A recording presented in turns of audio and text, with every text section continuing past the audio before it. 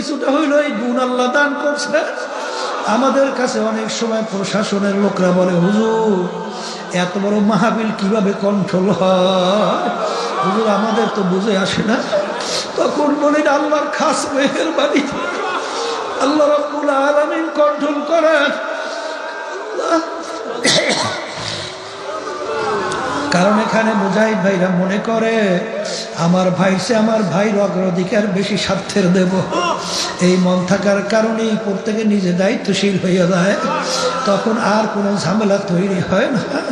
বাজান দুনিয়া হুব্বু দুনিয়ার আসকুল্লি খতিয়াতি, সমস্ত গুনার মূলই হলো দুনিয়া, দুনিয়ার মোহ। যখন নাকি দুনিয়া তার কাছে বাজান একটা মরগের মতো মনে হবে, তখন কিন্তু বাজান তার কাছে এই ধরনের আচরণ আর প্রকাশ পাবে না। আসলে দুনিয়ার ভিতরে আমাদের আসার কারণ আখিরাতকে